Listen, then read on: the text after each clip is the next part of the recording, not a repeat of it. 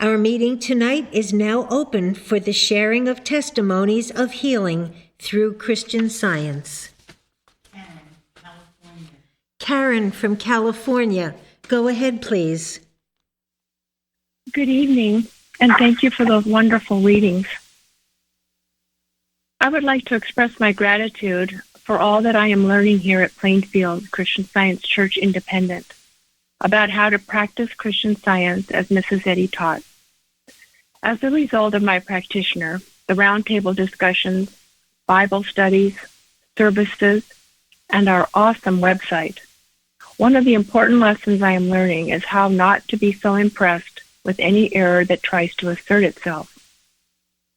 Christian Science teaches that any seeming circumstance that tries to get our attention or focus off of the truth we are knowing is really some reversal about an absolute scientific fact about God.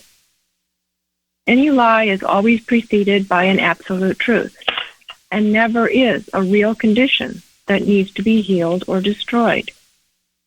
As we learn how to hold to the truth despite the arguments of error, we realize that in the allness of God, there is nothing but God.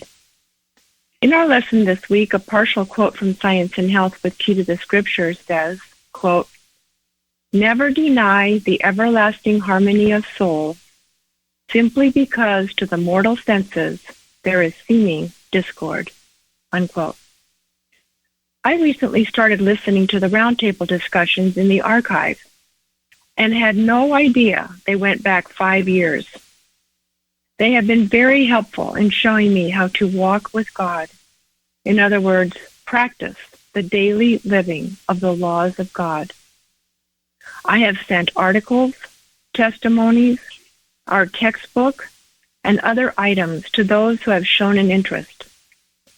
I am most grateful for this outreach to the world and to all the benefits that I am receiving, but to all those who are looking for comfort and reassurance that, quote, "God is on the field, although he seems invisible," as quoted from one of our hymns. I am grateful to Christ Jesus, our way shower, to Mary Baker Eddy for all that she sacrificed to share her discovery of this Christ truth to the world. I am grateful for Christian Science, for its pure teaching of the truth about God and man's oneness with him, and the dominion God has given man over all his works. I am grateful to be a member of this church and to be here tonight. Thank you. Thank you. Carol from California, go ahead, please. Dan Porter at the Door of Thought. When my son was young, I called Christian Science practitioners for him and for myself. I read Mark's lessons and I went to church. But when the practitioners told me to watch every thought, my thought was, no way can I do that. Now that I've become a member of Plainfield, I'm learning that we watch thought to transform it. It's still a great challenge for me, but suddenly it's in the realm of possibility. The past few weeks, I have called on Wednesday to give a testimony, but never been called on. Immediately, I thought, uh-oh, they're not calling on me. I must have said something wrong, and now I'm on a don't call on her list or something like that. So after the second time, my practitioner asked if I'd press the star. Oh, no. Not only had I not, I realized two things from this experience. One, that I wasn't listening very well because you actually tell us to press star. And two, that my quarter must have been on a break because immediately I had bad thoughts like, oh, what did I do? I did something wrong. Oh, they don't want to hear me. Thoughts that block the love of God from me. So So thank you, Plainfield. That means everybody, all the work, all the people that call, everything. Thank you for everything. Thank you, thank you. Thank you. Joanne, Florida. Joanne from Florida. Go ahead, please. Thank you. This week's lesson sermon on soul brought back precious memories to me. It was the very first Christian Science lesson I ever read. In fact, it was my very first exposure to Christian Science. At that time, a coworker and friend who was a Christian Scientist gave me his lesson books to read. The subject was soul, and the only passage I remember was one that is also in this week's lesson, which reads, "Man is the expression of soul. The Indians caught some glimpses of the underlying reality when they called a certain beautiful lake the smile of the Great Spirit." It was a very dark and troubled time in my life, and this statement from the textbook reached me and calmed me and made me feel as if God was smiling on me and stilling the troubled waters of my thought. I didn't understand it at the time, but I felt such peace and a desire to know more about this loving spirit that was smiling on me. It was as if God was reaching out a loving hand to me, like hymn number 29, which says, "Breaking through the clouds of darkness comes the Christian Science gospel. Sin it kills and grief it heals." That was the beginning of my life in Christian Science. As I studied the textbook, Science and Health by Mary Baker Eddy, and worked with practitioner here, it changed my life, bringing health, stability, security, and more love into my life. It gave me a clearer, pure sense of love as God. This same promise God gives to all in Christian Science. I can never be grateful enough to God and Mrs. Eddy for discovering Christian Science. I'm very grateful for this church and to be at this service tonight. And thank you for those wonderful readings. Thank you.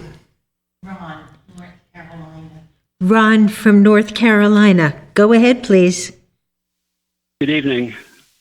I'm very grateful for a testimony that was expressed last week that had to do with a misplaced wallet.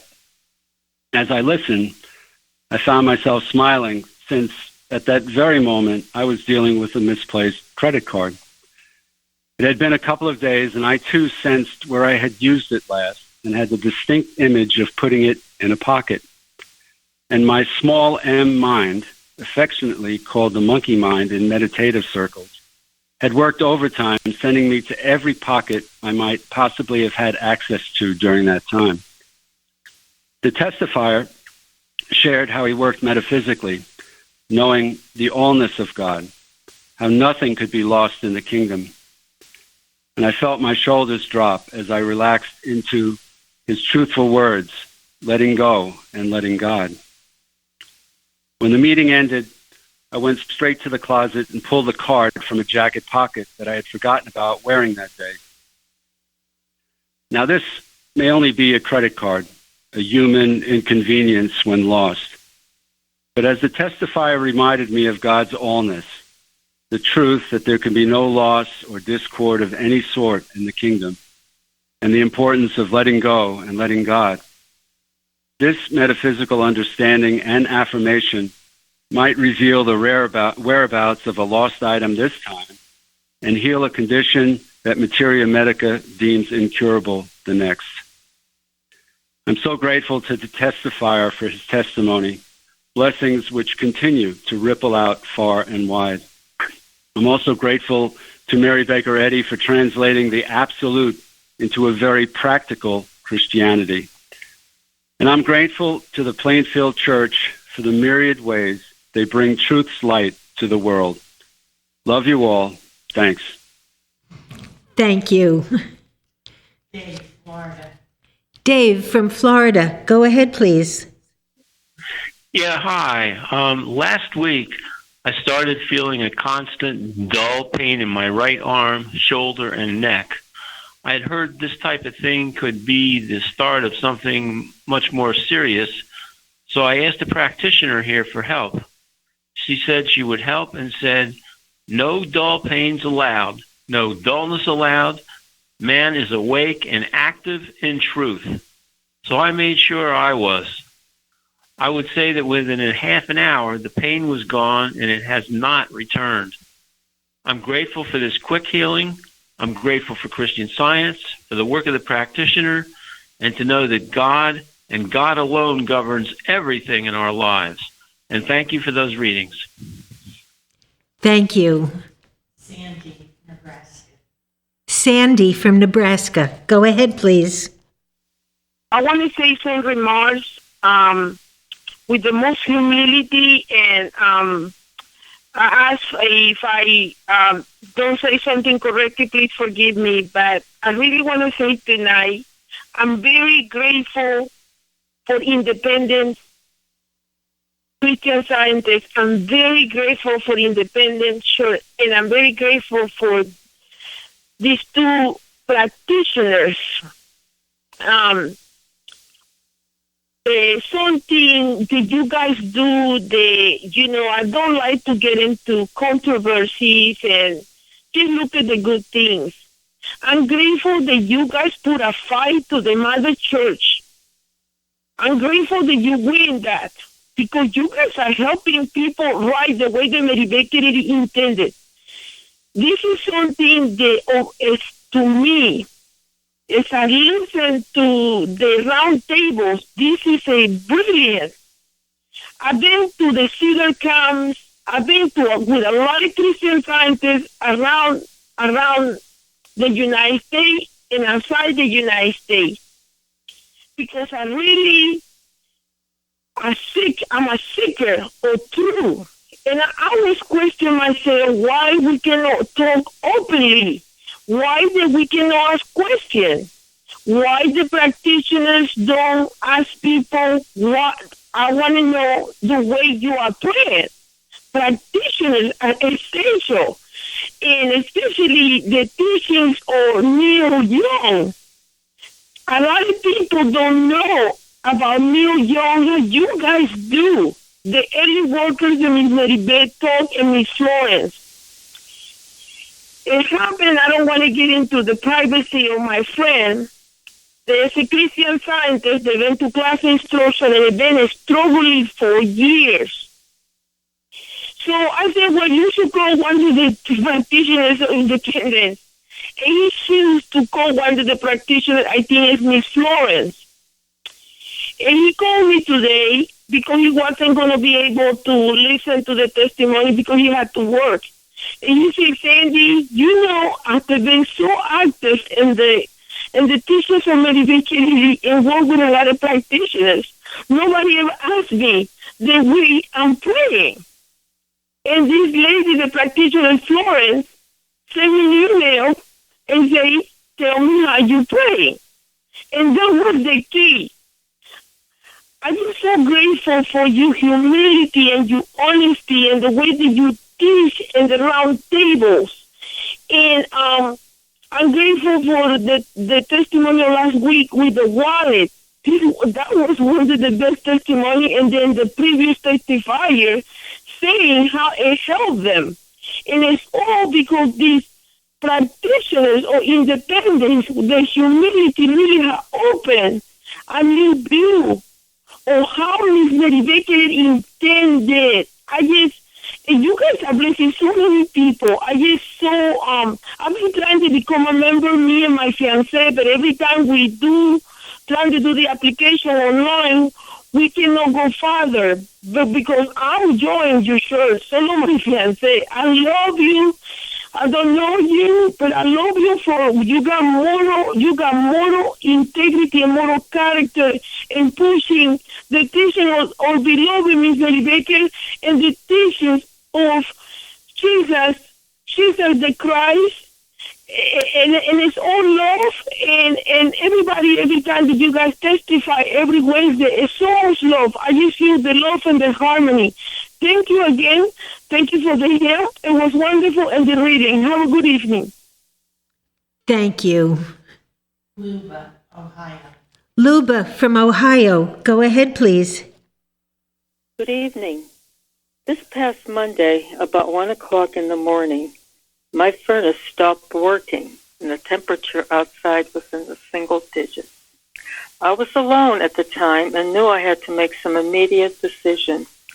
I left a message with my practitioner and tried to calm myself, knowing that God never leaves us, and I kept repeating the 23rd Psalm, which is one of my favorites.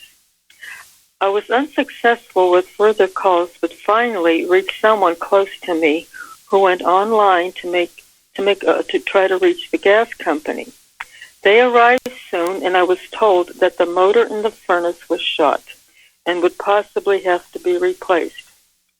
A reputable 24-hour heating company was called, and within an hour, someone arrived, and with another hour, the furnace was running properly.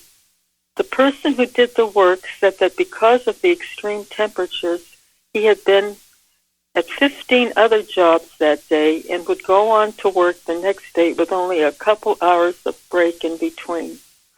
I went to bed that evening with immense gratitude in my heart.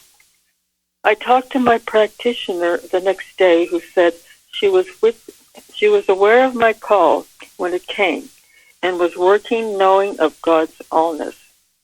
I'm so very grateful knowing that our Father, Mother God is always with us, and I'm so very, very grateful to my ever-present loving practitioner for her steadfastness of holding to the truth. I am so very happy to be here, and thank you for tonight's reading. Thank you. Jeremy, go ahead, please. I am very grateful for all I am learning in this church about how to live Christian Science. I am also grateful for how learning to live this science has had such a positive effect in all areas of my life. When I first arrived, I thought that Christian Science would perhaps help me to be a better person in a moral sense.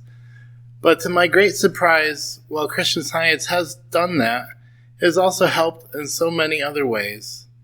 I found my purpose and place at this church, and I am learning how to be useful to God and mankind. I'm learning to pray correctly and to seek God's will in all things. I'm learning how to see myself and my family and everyone in the right light. This has been wonderful, but I'm also learning to have this clarity of thought, which has enabled me to take on work that I never would have been able to do before. And I'm learning to watch, and with that has come the ability to handle fear, which used to really plague me. All of this is because of my time here with this church and regular practitioner support. I am so thankful to know that all who come here will receive the same blessings I have. It is wonderful to be a member here. Thank you. Thank you. And now I have a testimony from Patricia in Ontario. Friend kept extra strength Tylenol sedative in my bathroom cabinet because he had migraine headaches. One day, the friend took a pill from the bottle, left it uncapped, and our boxer dog, Jabo, ate the pills. My son called me at work to say, "Mom, come home quickly. Jabo ate all the pills in the Tylenol bottle. He's staggering around like a drunkard, banging into walls and falling down. I'm worried he's going to die. I have to go out. Come home." At work, I was having a huge problem with our largest client, but I thought, Mary Baker Eddy said, "What blesses one blesses all." My boss let me leave work, and when I arrived home, the dog was unconscious, and I started praying. I told my son, it wouldn't make any difference at all whether Jabo had swallowed 1 pill or 300 pills. Or it wouldn't have mattered if Jabo had instead eaten your leather computer chair or those pills. They are all just inanimate matter. Power belongs to God. For, as Jesus said, thine is the kingdom and the power and the glory forever. Amen. And amen meant to me, case closed. Usually when I pray, I would have gone into the next room and prayed, but I remembered that Jesus called loudly to his friend Lazarus, who had died and was in the tomb, "Come forth." I felt that also calling the dog might help, so Jabo could find his way back. So I periodically called to him, "Jabo, come on, let's go play. I'll take you to the park." I also opened his eyes several times, although this is not what I usually would do, and said, "Wake up, Jabo." But all I could see was the whites of his eyes, and none of his beautiful brown irises were visible at all. My son phoned in, asking, "Is there any progress?" I replied, "Well, my thinking is getting better as I keep praying." My son retorted, "I didn't ask about you, I asked about Jabo. He's my dog, and I say we take him to the veterinarian." So I said, "Sure, I'll pray for him specifically right up until the minute that the veterinarian starts his treatment. And then I'll just watch my own thinking." So I took Jabo, still unconscious, to the veterinarian. While waiting in a very long lineup, Jabo suddenly bolted out of my arms. He landed on and skidded across a large, shiny metal scale, used to weigh large, very large animals, causing him to rapidly gain speed. Then, no longer seemed like a near-death scene. Everything got quite animated. Jabo slid right in front of a lady holding a cat. Startled, the cat jumped down and dashed in and out of the people, with Jabo running after it, wanting to be friends. And I was chasing my dog, darting in and out too, saying, "Sorry, excuse me, Jabo, come back." I finally caught my now very lively dog, and we went home. My son thought that his pet was maybe a little bit weaker because of the incident, but Jabo seemed fine to me. I'm tremendously grateful to God for leading me into the Christian Science Church and more recently to the Plainfield Church, where I feel like I'm being taught and my understanding is increasing deeper than before. Perhaps I'm more ready for the teaching now. Thank you. Shardy. Thank you for those readings. Hello and good evening. My gratitude this evening is for the immediate work of my practitioner, along with her teachings and encouragement.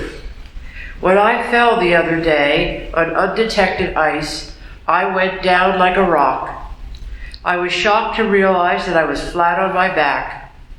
I started to pray with lines from the lesson sermon about realizing just for a moment that I am spiritual.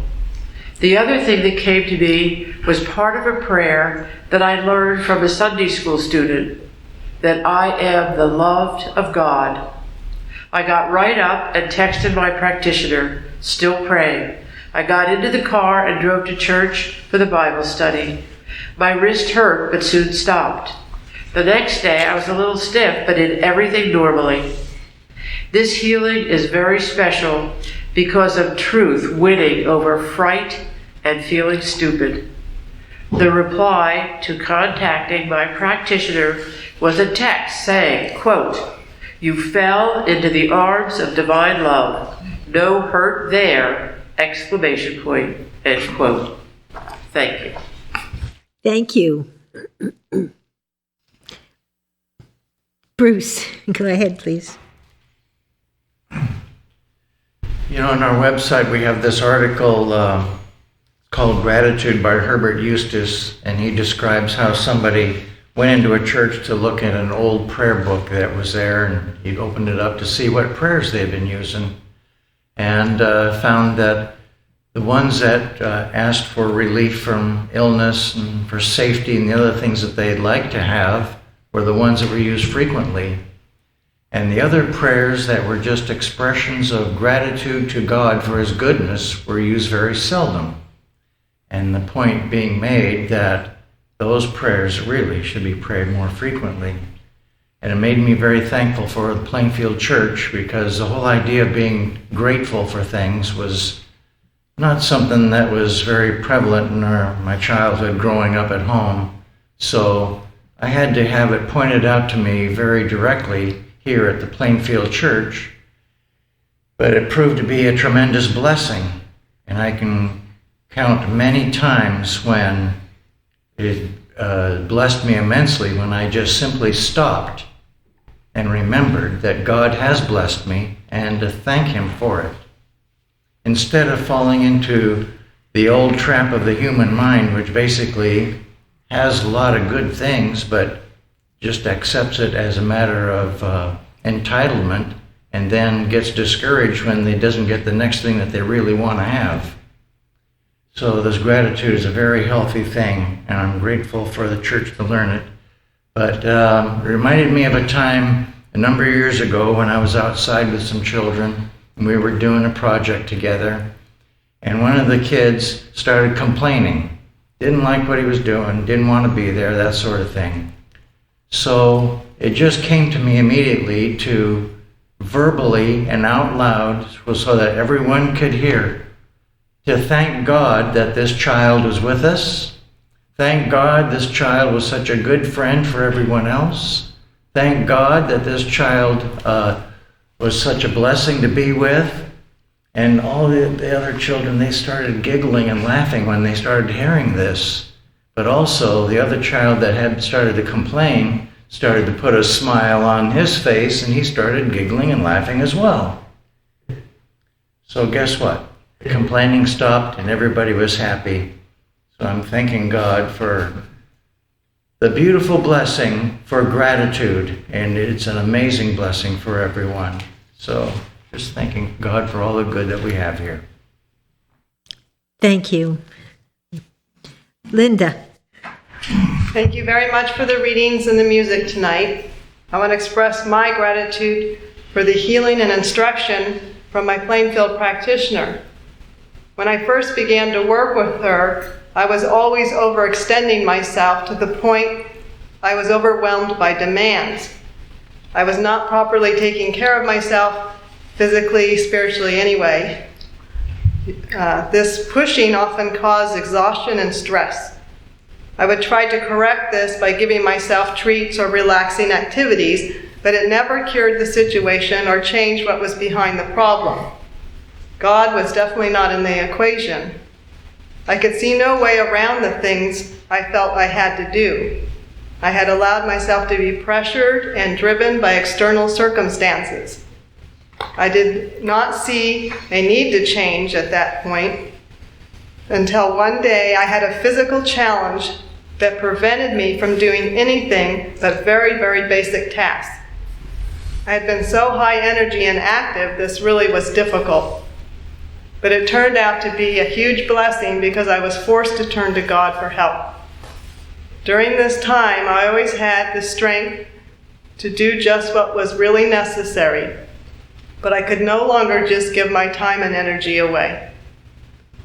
In the responsive reading section of the lesson this week, there is the 23rd Psalm and the line, quote, "He restoreth my soul," end quote.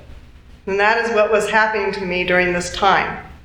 I began to learn how to put God and the things of God first, and to begin to cultivate spiritual sense and slow down and listen to what it was telling me. I am learning that what God directs is always right. This took moral courage to weed away what was not serving a good purpose and letting go of false responsibility in order to allow God's perfect plan to unfold. I was forced to change my lifestyle. I was given many citations from our Bible lessons to use that helped me make changes in my thinking and decisions. One of the first that I used was from Psalm 138, line 8, quote, "The Lord will perfect that which concerneth me," end quote. As I daily followed to the best of my understanding biblical precepts and made practical by Mrs. Eddy's teachings, I saw this principle work in my life over and over, restoring a better balance to daily routine. Now I can be busy and have strength that I need from God when He is at the helm. These healings did not happen overnight, but it was worth all the growth needed to turn my life over to the care of an all-knowing, all-loving God. Thank you. Thank you. Day, Georgia. Day from Georgia. Go ahead, please. Thank you. Earlier this week, while getting ready in the morning, I unintentionally sprayed myself directly in the eye with water from the shower head. I felt a sharp burning and stinging feeling in my eye, and after groaning for about 2 seconds, I immediately thought, no, God is all. Not a minute later, my eye was back to feeling completely normal. I'm so grateful to be learning what it means to declare that God is all. And I often follow this up with the words, that is enough. I'm finding that this practice is like hitting a reset button at an instant in order to start over when needed. Whether I find myself a little off track or feel like I've completely lost my way, I can recenter myself with the truth that God is all and begin to work aright from there. Thank you so much for tonight's readings and for all the testimonies given so far. I'm grateful for everything that I'm learning in this church every single day, and I'm grateful to be here tonight. Thank you. This is Carol. I'm very grateful for a healing I had the other night. A couple of us were at a movie theater, and I began to get a cramp in my leg. And I remembered from Science and Health, Mrs. Eddy says that muscles are thought forces. And I thought, no, my thought is strong in God, and mortal mind is not going to manipulate my thought or my muscles, my thought forces. And I prayed with that for a little while, and in just a couple of minutes, it stopped. It was completely gone.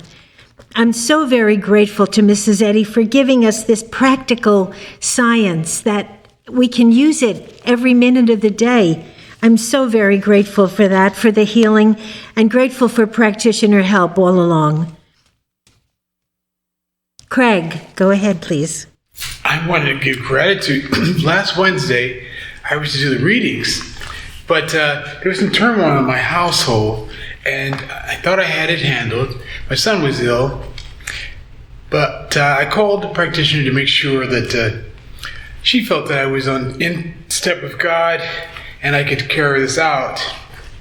Well, she immediately told me that this was an attack on our church and our testimony meeting, and that she would help. Well, immediately, before I could even get off the phone, my son, who was lethargic and very sleepy, got up and started brushing his teeth. And he's been getting better ever since, and it's totally gone. And it was fascinating just to watch how quickly that the whole healing happened. And I went about and I did the work God gave me to do. God protects and provides for us. And it's such a wonderful thing to be about doing good and not be receiving all the support in the process. It's a great place to be and to be working.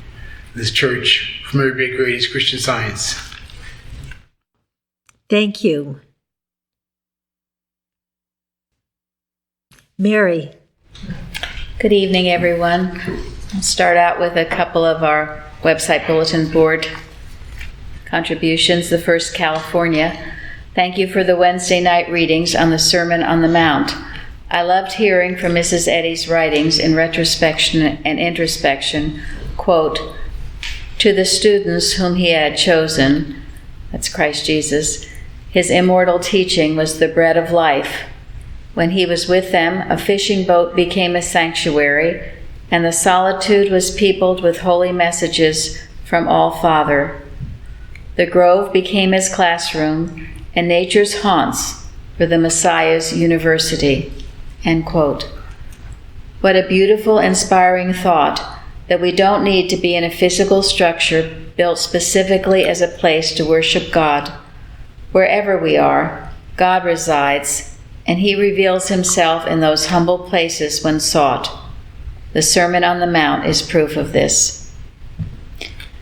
And then from Massachusetts, and this is referring to the little book, The Greatest Thing in the World by Henry Drummond.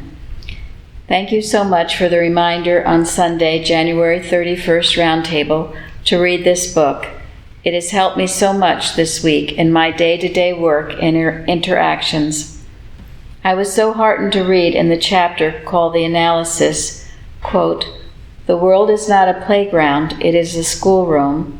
And further, 'Do not quarrel, therefore, with your lot in life. Do not complain of its never-ceasing cares, its petty environment, the vexations you have to stand, the small and sordid souls you have to live and work with. Above all, do not resent temptation. Do not be perplexed because it seems to thicken round you more and more, and ceases neither for effort nor for agony nor prayer. That is your practice. That is the practice which God appoints you, and it is having its work in making you patient and humble and generous and unselfish and kind and courteous. Do not grudge the hand that is molding the still too shapeless image within you. It is growing more beautiful, though you see it not, and every touch of temptation may add to its perfection." End quote. This book has so much to learn from, and I am very grateful for it and for this church. And then this is a testimony from our friend in Missouri, our horse-loving friend.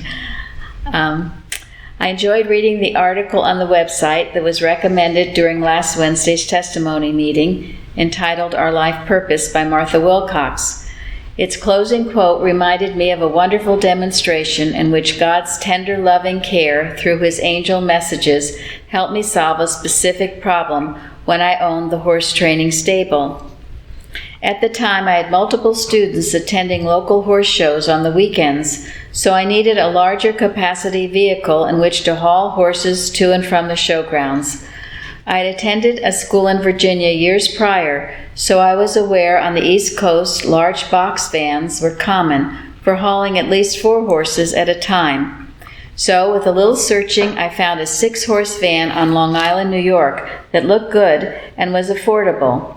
I planned to fly to Long Island and drive the big rig back to Missouri myself, if it met the need. However, this was a daunting task for a few reasons. I was a bit intimidated by the prospect of negotiating such a large purchase with a total stranger, far from home and on my own. Also, I had never driven such a large box van where you have no way of looking over your right shoulder to see if changing into the lane on your right is clear and safe. The only option is to use the large mirror outside the passenger side window. Finally, I would need to have the van checked out mechanically, but I was concerned about finding an honest and competent mechanic for such an inspection prior to the nearly 1,000-mile journey home. All of these details caused me to have trouble sleeping the night prior to heading to the airport. When I got to the gate for my plane's departure, I pulled out a copy of the Christian Science Sentinel to keep my thought calm and began reading an article. It seemed at first to be completely irrelevant to my situation, but I kept reading, and I will never forget when I got to the quote in Isaiah in which I was reminded in the aforementioned Wilcox article, quote, "And thine ears shall hear a word behind thee, saying, This is the way, walk ye in it, when ye turn to the right hand and when ye turn to the left." End quote. Isaiah 30. You can imagine my joy as these words spoke directly to me regarding my specific fear of making lane changes to the blind right side when driving the van home. I just knew at that very moment that this van was going to meet my needs and that everything would work out for me to get back home for use in the stable. And indeed, that's exactly what happened. I had a Christian Science practitioner supporting me throughout this experience, and we held to the fact that all of God's children are honest and competent. I was able to negotiate the price down a bit, finalize the purchase, and the seller was able to recommend a mechanic who did a thorough inspection in a timely manner. However, I suddenly had the frightening realization that the route from Long Island to Missouri would require this huge box van through the highways around New York City, which would require lots of lane changes and heavy traffic. Thankfully, the seller agreed to accompany me on the first leg of the journey, assisting me through the most congested areas. So after getting beyond New York City, I dropped the seller off at the Newark airport and headed west, leaning on God's guidance every mile of the way. I am reminded of this quote from Bicknell Young in his article Business. Quote, "In working for a human situation, work from the standpoint of the perfection of all ideas, from the fact that everything is already done, rather than to work for the demonstration of that. All is already perfect and complete." End quote. At the moment that I read that quote in Isaiah while sitting at the airport gate, I just knew that the van purchase was already a done deal, and it was so. And that big box van served me and my business perfectly for years. I am so very, very grateful for our dear loving Father Mother's angel messages that come to us to calm our fears. And I cannot be grateful enough for practitioner help in our times of need and for everything that Christian Science teaches us so we can learn to hear God's voice and follow His guidance in making decisions with confidence as we work to solve any and all of the challenges that arise in our daily lives. And then this is an email from Finland. Hello. I was journeying through your YouTube channels and went on the website later to look through the Independent Christian Science Church in Plainfield, New Jersey, the United States of America. The visit I made on the website brought me great joy. This is because I enjoyed reading and listening to the lessons. The specific thing that made me happier is the language bars on the site. It's impressive to find Dutch and French there.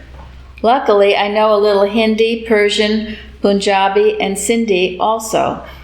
The translations are extremely good and provide the exact meaning of the lessons. I would suggest you bring these lessons in many languages for others to listen and to read. I pray for you and all the church members that they remain in God's presence and keep His good work running through the whole world. Good luck to you. And then this is from one of our translators in the Middle East. It's been 2 years now since we have started working together for the translation and recordings of the weekly lessons. The 2 years went very comfortably for me and my family because we have spent a lot of time studying the material from the books we translated, and especially from the weekly lesson. We also desired to get the membership of the church. Still, we are learning a lot, and we need to learn more and more to go deeper in ourselves to find the one mind, our Creator and Savior. Still, we struggle many times with hardships we face on this earth, and we believe He is always there for us to stand to protect us. So the life we have is His, and it's really wonderful and enjoyable that we have found this through the Christian Science Church. So, and then he just says how grateful he is to have come into contact with us. So grateful, all these dear people all around our nation and world. Thank God for you all.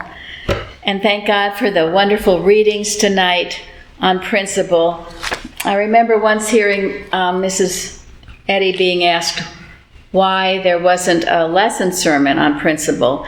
And she said it was because all the synonyms of God incorporate principle. It's very important that they do that. And what is principle? I looked it up. Cause, source, or origin of anything. So I thought that was very beautiful. And to hear those readings were beautiful. We were taught here a simple statement about principle, and that is, when you stand with principle, principle stands with you. Today, when there's so much moral courage needed in our nation and world, it's just a wonderful thing to remember and know that. I know all of us sitting here tonight have used that statement many times when we had to take a courageous moral stand for something. And knowing in that stand, when we were standing for principle, principle God would stand with us.